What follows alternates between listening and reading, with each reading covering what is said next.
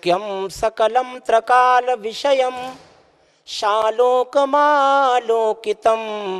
साक्षातेन यथा स्वयं करतले रेखात्रयं सांगुली रागद्वेष भयामयान्तक जरा लोलत्वलोभादयो नालम युगपत लंघनायश महादेवो महाबंध्य। महावीर भगवान की जय। परम पूज्य चर्या श्रोमणी आचार्य गुरु विशुद्ध सागर जी महाराज की जय। परम पूज्य मुनि श्री सुप्रभ सागर जी महाराज की जय। परम पूज्य मुनि श्री प्रणत सागर जी महाराज की जय। धर्मानुरागी बंधुओं, बड़ा सौभाग्य का विषय है कि आज इस पंचम काल में हम सभी भव्य जीवों का ज्ञान निरंतर घट रहा है, बुद्धि निरंतर घट रही है, आयु और बल निरंतर घट रहा है। ऐसे विषम परिस्थितियों में हमारे पुण्य कर्म के उदय के माध्यम से ऐसे संतों का हमें समागम मिला है, जिन संतों के माध्यम से हमारे समीचीन विकल्पों का सम्यक समाधान हुआ करता है।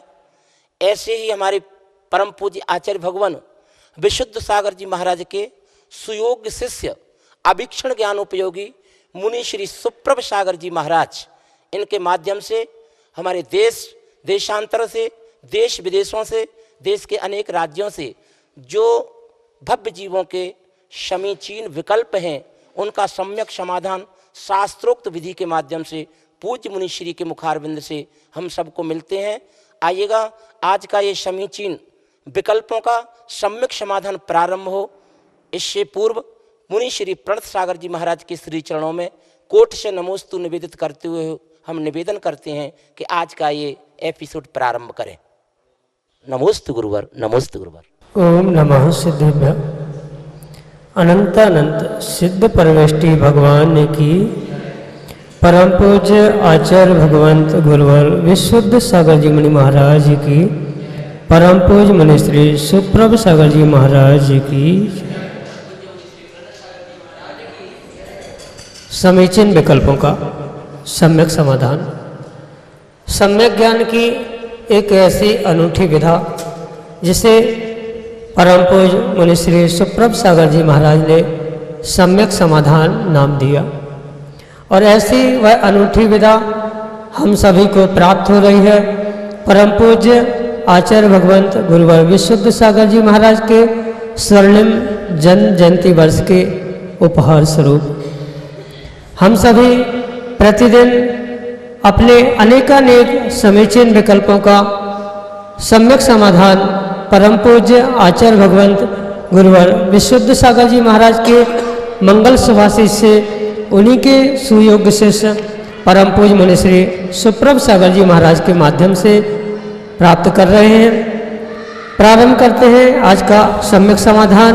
और आज का पहला विकल्प इंदौर मध्य प्रदेश से राहुल जैन सपरिवार परम पूज्य मुनि श्री के चरणों में कोटि कोटि नमोस्तु निवेदित करते हुए अपना समीचीन विकल्प रख रहे हैं कि मुनि श्री, आपने मुझे मेरे विकल्प का सम्यक समाधान दिया था कि जनेऊ 8 वर्ष के बाद सभी जन श्रावकों को पहनना चाहिए। मुनिश्री, मेरा विकल्प यह है कि क्या जनेऊ को पहनने की और उसे संस्कारित करने की कोई प्रक्रिया है क्या, या हम उसे खरीदकर ऐसे ही डायरेक्ट पहन सकते हैं क्या?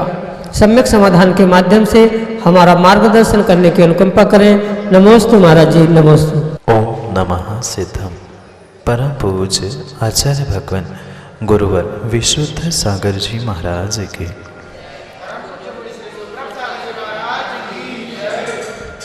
आचार्य भगवान जयसेन स्वामी आदि पुराण ग्रंथ में जिनसेन स्वामी कहते हैं, जो श्रावक होता है उस श्रावक को जन्म से लेकर मृत्यु तक कुछ संस्कार क्रियाओं को प्राप्त होना करता।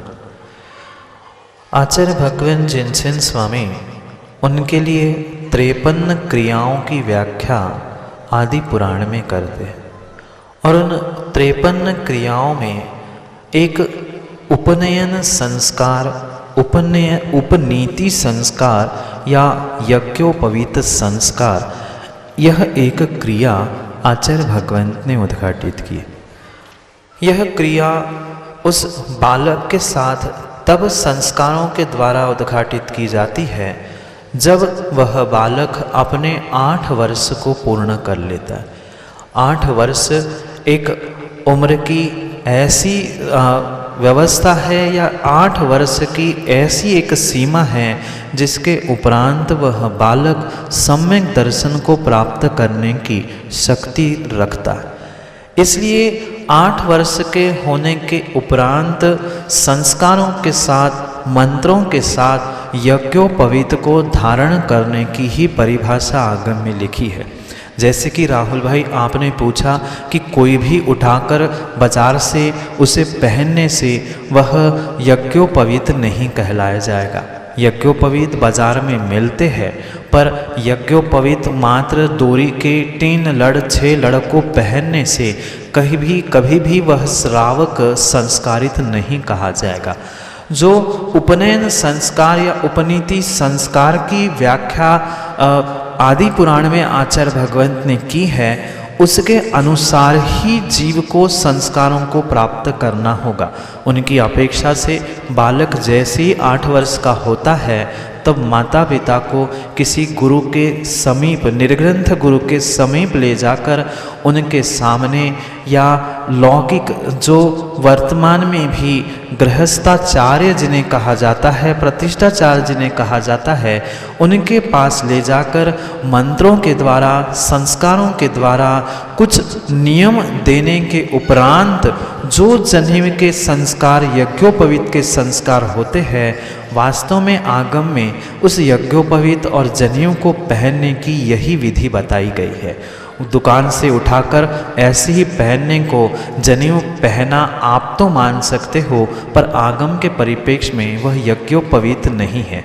एक मात्र 3 डोरियों को पहनने से कोई अपने आप को श्रावक नहीं मान सकता।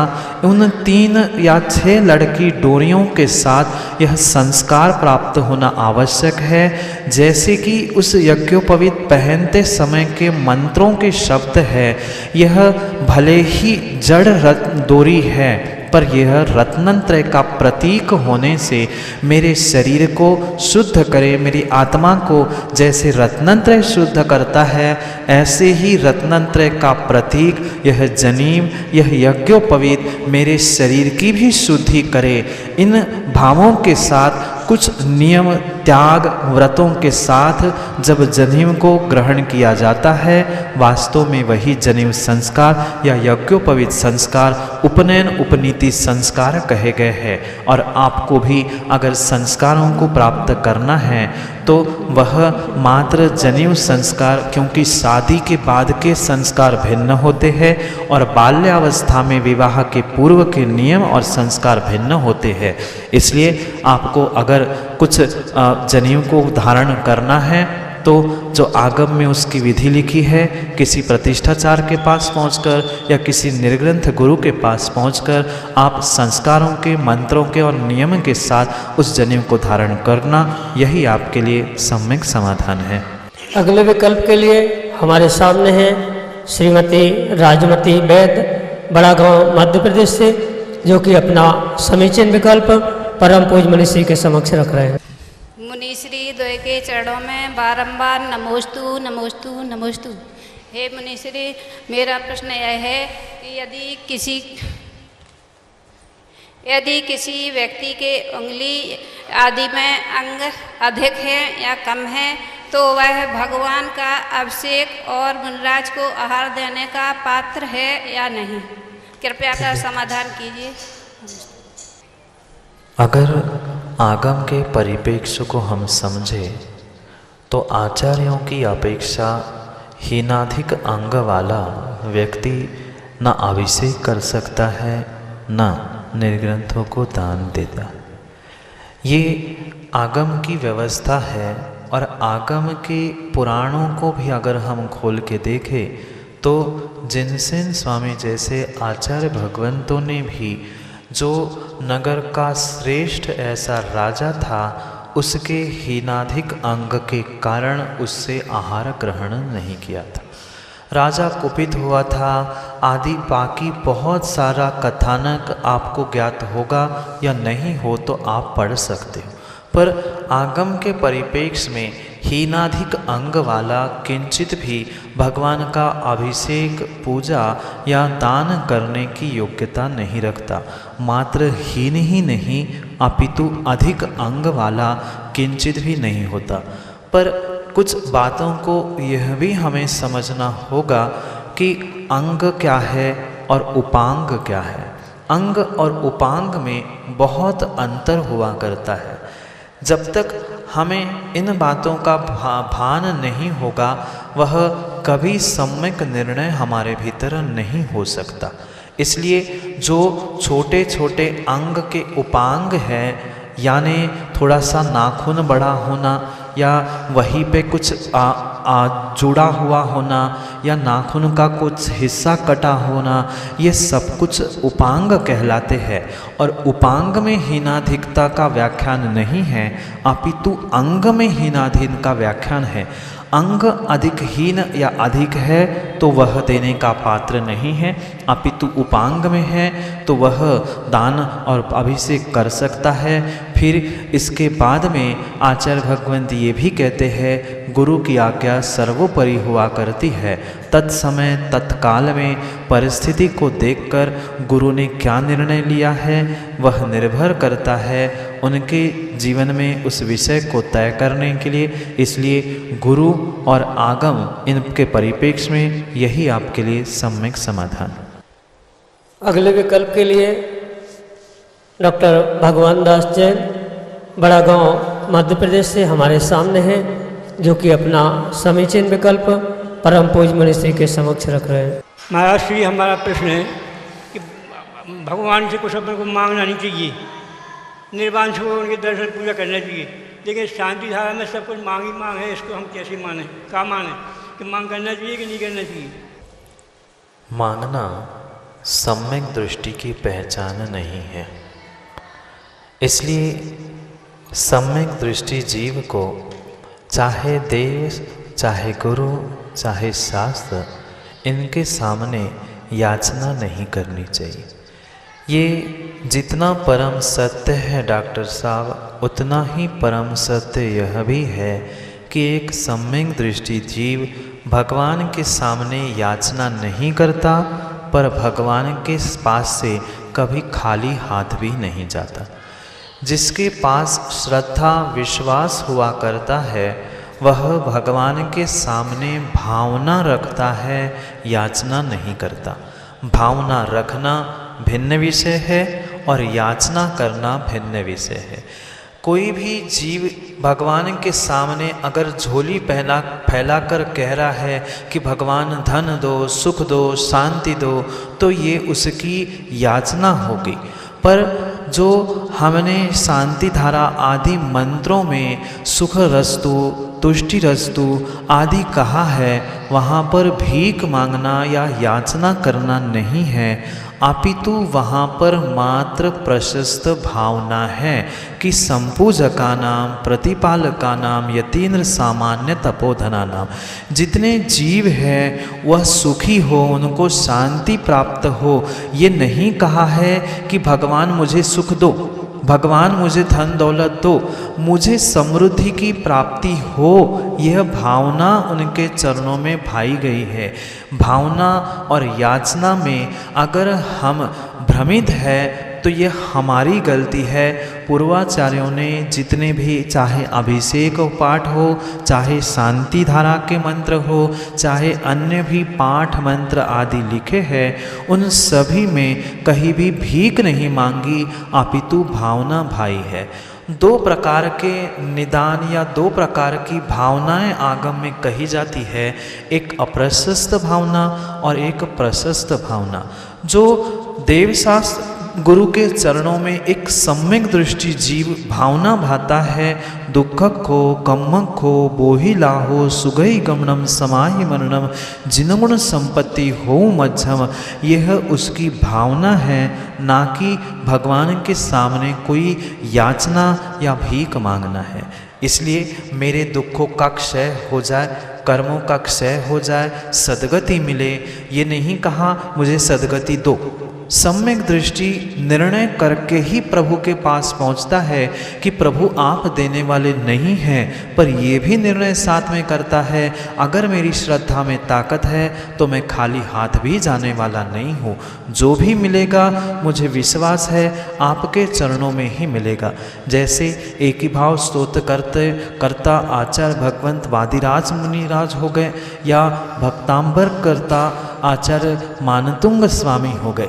जितने जितने ये आचार्य भगवंत हुए उन्होंने कभी प्रभु के सामने याचना नहीं की, पर यही भावना भाई कि प्रभु मुझे विश्वास है अगर मैं आपका ध्यान करूँगा तो नियम से मेरा कुष्ठ दूर हो जाएगा। जैसे कि एक ही भाव स्तोत्र के विषय में वादिराज मुनिराज की कथा आपने पढ़ी हो या नहीं पढ़ी हो तो अवश्य पढ़ना। प्रत्येक एक ही भाव के स्तोत्र में आचार्य भगवंत का अभिप्राय यही है कि भगवान मुझे विश्वास है कि एक तीर्थंकर जब जमीन पर आते हैं, माँ के गर्भ में आते हैं, तो भूमि भी 6 महीनों से रत्नों की वर्षा से रत्नगर्भा हो जाती है। फिर मैं आपको अपने ध्यान से अपने मन में धारण कर रहा हूँ तो ये शरीर कुष्ठ से पीड़ित कैसे होगा, आपके आते ही वह ठीक हो जाएगा। ये सम्यक दृष्टि की भावना, ये सम्यक दृष्टि का विश्वास हुआ करता है। इसलिए जितने मंत्रों में, जितने स्थानों में ये भावना लिखी है, यह प्रशस्त भावना भिन्न है और एक मिथ्या दृष्टि की याचना भिन्न है। इसलिए वह याचना मांगना नहीं है, अपितु हमारी प्रशस्त भावना है। इसलिए यही आपके लिए सम्यक समाधान। अगले विकल्प के लिए हमारे सामने है बाल ब्रह्मचारी प्रतिष्ठाचार्य राकेश भैया जी, आगरा उत्तर प्रदेश से, जो कि अपना समीचीन विकल्प परम पूज्य मुनिश्री के समक्ष रख रहे हैं। दोनों मुनिराजों के युगल चरणों में मेरा कोटि से नमोस्तु। गुरुवर आगरा में मैं अभी 4-5 दिन पहले हमारी समाज बैठी हुई थी, कुछ विशिष्ट व्यक्ति बैठे हुए थे, उन्होंने एक भावना रखी। उस भावना को मैंने छंद के माध्यम से आपके चरणों में रख करके अपना विकल्प कहूँगा। उन्होंने कहा था और मैंने कहा कि भक्ति भाव लेके गुरुवर आ गए तुम्हारे पास, आपने जब भक्ति से ये शुद्ध कर दीजिए, क्रोध मान माया राग द्वेष से भरा है मन, दया धर्म ज्ञान का प्रकाश भर दीजिए कि भक्ति के सरोवर में डुबकी लगाते रहें, जीवन सताएं कोई ऐसा वर दीजिए, हाथ जोड़ विनती करें हम गुरु बार बार, सन 21 का चातुर्मास आगरा में कीजिए। गुरुवर ये उनकी भावना थी।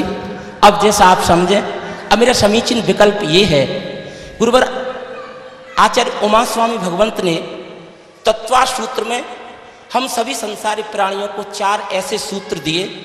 उन्होंने कहा कि हे भव्य जीव, तू मायाचारी करेगा तो त्रियंच आयु का बंध होगा, अल्प आरंभ अल्प परिग्रह में मनुष्य आयु का बंध होगा, बहुत आरंभ और बहुत परिग्रह में नरकायु का बंध होगा, और देवायु के उन्होंने कारण बताए। गुरुवर ये सारे कारण हम जानबूझ करके भी फिर उन्हीं में क्यों रचे पचे रहते हैं? हमें देखा जाता है कि अनेकों प्रकार के त्रियंच कितने दुखी हैं, मनुष्य पर्यायों में भी अनेकों प्रकार की विषमताओं को लेकर के मनुष्य दुखी हैं। देवगति भी हमें दृष्टिगोचर होती है, सूर्य चंद्रमा ग्रह नक्षत्र तारे, अन्य देव नहीं दिखते हैं, चलो नरक गति नहीं दिखती है, लेकिन इतना होने के बावजूद भी हम उन्हीं में क्यों रचे पचे रहते हैं, जो अनंत काल से हम चारों गतियों में परिभ्रमण करते रहते हैं। गुरुजी, हम उन्नति के शिखर पर न जा करके यदि इस मनुष्य पर्याय को प्राप्त करके यदि हमारी अवनति हो गई तो हमारे हाथ से चिंतामणि रथ निकल जाएगा। गुरुवर, हम ऐसा क्या करें कि हम अपने जीवन में उन्नति के शिखर पर ले जाएं, कहीं अवनति हमारी नहीं हो जाए? ऐसा मेरा विकल्प है, इसका सम्यक समाधान गुरुवर आप दीजिए। नमोस्तु गुरुवर। बहुत अच्छी बात। पूज्यपाद स्वामी अपने इष्टोपदेश ग्रंथ में भैया जी कहते हैं, मोहेन संवृतम ज्ञानम स्वभावम लभते नहीं, मत्ता पमात पदार्थानाम यथा मदन को द्रव्य। यही विषमता आज वर्तमान के सभी इंसानों के पास है। वह सब कुछ जानता है पर जानने के साथ मानना उसने नहीं सीखा। जब तक जानने के साथ मानना नहीं सीखेगा और अपनी अपनी तानना यानी अहंकार में अपनी अपनी बातों को खींचना जब तक नहीं छोड़ेगा तब तक जीवन में वह उन्नति को प्राप्त नहीं कर सकता। जैसे कि पूज्यपाद स्वामी कह रहे हैं कि हम सब कुछ जानने के बाद भी मात्र और मात्र मोह के कारण ही हम उस बात को मान नहीं पा रहे हैं और हमारा ज्ञान अज्ञान रूप परिणत हो रहा है। जब तक हम आगम की बात जानते हैं, उस बात को मानना नहीं सीखेंगे, तब तक हमारे जीवन में उन्नति नहीं होती। यहाँ बैठे हुए नहीं अपितु ऑनलाइन जितने भी जीव ये सुन रहे हैं, उनको बहुत अच्छी बात मैं कहना चाहता हूँ कि जो आप देव शास्त्र गुरु को मानते हो, क्या आप देव शास्त्र गुरु को मानते हो? जितना हम पंडित जी देव शास्त्र गुरु को मानते हैं, उतनी देव शास्त्र गुरु की नहीं मानते। जब तक देव शास्त्र गुरु को मानने के साथ साथ पंडित जी हम देव शास्त्र गुरु की मानेंगे नहीं, तब तक हमारे जीवन में कल्याण उन्नति होना संभव नहीं है। जितनी जितनी आज तक हमारी अवनति हो रही है, उसके पीछे का कारण हमारे स्वयं का अहंकार है, और वह अहंकार ही हमें सत्य को जानने के बाद सत्य मानने नहीं दे रहा है, और इसी कारण से हमारी अवनति हो रही है। अगर जीवन में कोई उन्नति को प्राप्त करना चाहता है तो देवशास्त्र गुरु को जैसे मानते हैं उनकी भी मानना होगी, और जो आगम हम जानते हैं उसको मानना भी सीखना होगा, तो ही हमारा कल्याण उन्नति हो सकती है, अन्यथा नहीं हो सकती। और जो अगली आपकी भावना जो आपने पहले 4 पंक्तियों से लिखी थी, उसके लिए पुरुषार्थ करते रहना। समय पर समय का काम अवश्य होगा, क्योंकि समय पे किया गया काम समय को दिलाता है। इन्हीं भावना से आपके लिए ये सम्यक समाधान। अगले विकल्प के लिए बड़ा गांव टीकमगढ़ मध्य प्रदेश से श्रीमती विद्या सिंह हमारे सामने है, जो कि अपना समीचीन विकल्प परम पूज्य मुनिश्री के समक्ष रख रहे हैं। मुनिद्वय के चरणों में कोटि से नमस्तु। मुनिराज, जिज्ञासा यह है कि किसी भी धार्मिक अनुष्ठान में स्वधर्म इंद्र का ही इतना महत्व क्यों होता है, जबकि ईशान, सानाथ कुमार, महेंद्र आदि और बड़े इंद्र होते हैं और ऊंचे ऊंचे स्वर्गों के देव इंद्र होते हैं। नमस्ते। बहुत अच्छा प्रश्न है। ये स्वधर्म, ईशान आदि सभी स्वर्ग के देव हैं, जिन्हें वैमानिक देव आगम में कहा गया। पहली तो बात आपको ये समझनी होगी कि एक इंसान से भी श्रेष्ठ अगर किसी की भक्ति है तो ये चतुर्निकाय के देवों में स्वर्गों के वैमानिक देवों की हुआ कर। इसलिए जितने जितने बड़े अनुष्ठान होते हैं, चाहे विधान हो, पंचकल्याण हो, वहाँ पर प्रत्येक स्थान पर इंसानों को नहीं अपितु देवों की संकल्पना करके स्वधर्म, ईशान, कुबेर आदि की कल्पना की जाती है। इसलिए पहली बात ये निर्णय करने योग्य है कि इंसान से भी, मनुष्यों से भी अधिक अनीचा भक्ति अगर किसी के पास है तो वह स्वर्गों के इंद्रों के पास हुआ करती। इसलिए इन सभी स्वर्ग मंडली को उनके दरबार की संकल्पना करके विधान, पंचकल्याणिक आदि शुभ क्रिया क्रियान्वित की जाती है। फिर रही बात स्वधर्म, कुबेर, ईशान, इन सभी पदों में जैसे स्वर्ग में भी पहले स्वर्ग का अधिपति स्वधर्म इंद्र हुआ करता है, उस स्वधर्म इंद्र की ही आज्ञा सर्वत्र चलती है। इसलिए स्वर्गों में भी बाकी अन्य देवों से अगर कोई श्रेष्ठ है तो स्वधर्म इंद्र ही श्रेष्ठ कहा जाता है। भले ही स्वधर्म से अन्य किसी जीवों के पास वैभव, संपत्ति आदि अधिक हो सकती है। जैसे वर्तमान के परिप्रेक्ष्य में अगर हम भारत की ही संकल्पना देखें तो भारत में आज्ञा पंत प्रधान, राष्ट्रपति आदि जीवों की चलती है, जबकि देखा जाए तो वे देश के नौकर हैं, देश के द्वारा उनके नौकरी के पैसे उन्हें मिलते, उनसे भी करोड़पति खरबपति ऐसे बड़े बड़े उद्योगपति होने पर भी आज्ञा पंतप्रधान राष्ट्रपति की चलती है, इसलिए टाटा बिरला से भी ज़्यादा महत्व वर्तमान में मोदी आदि को दिया जाता है।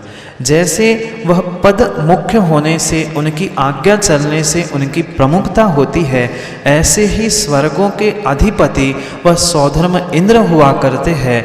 भले ही उनके बराबर, उनसे ज्येष्ठ पारिषद आदि अनेक देव भी वहाँ हुआ करते हैं, पर वह आज्ञा देने के लिए श्रेष्ठ होने से या उनकी आज्ञा सर्वत्र चलने से सौधर्म की मुख्यता कही गई है।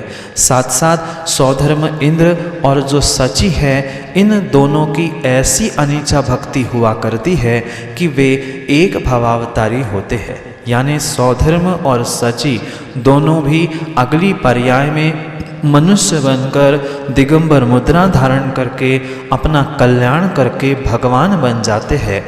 इस अपेक्षा से भी सब में श्रेष्ठ सौधर्म को कहा गया है। चाहे विभूति आज्ञा की बात हो, चाहे अगले भाव में मोक्ष जाने की अपेक्षा से हो, इन सभी कारणों से सौधर्म की अहमियत, सौधर्म की मुख्यता अधिक होने से सबसे अधिक सौधर्म और सची को स्थान दिया जाता है। वर्तमान के विधान पंचकल्याणक आदि स्थानों में भी यही आपके लिए सम्यक समाधान। बंधुओं, जब हम मुनिश्री के पावन श्री चरणों में बैठे तब तो उनके साक्षात हम अपने समीचीन विकल्पों का सम्यक समाधान कर सकते हैं, लेकिन हमें उनसे कहीं दूर हों, अपने घर पर हों, तो आप अपने समीचीन विकल्पों का सम्यक समाधान प्राप्त करने के लिए YouTube चैनल पर सुप्रभ उवाच में जाइए और उन पर जो नंबर चलते हैं उन नंबरों पर व्हाट्सएप के माध्यम से, मैसेज के माध्यम से आप भेज सकते हैं, जिनके नंबर हैं, पहला नंबर है 8707548811, दूसरा नंबर है 7415306441 और हमारी ईमेल आईडी है suprav.samyaksamaadhan@gmail.com। इसके माध्यम से भी आप ईमेल करके अपने समीचीन विकल्पों का सम्यक समाधान प्राप्त कर सकते हैं। जय जिनेंद्र, धन्यवाद।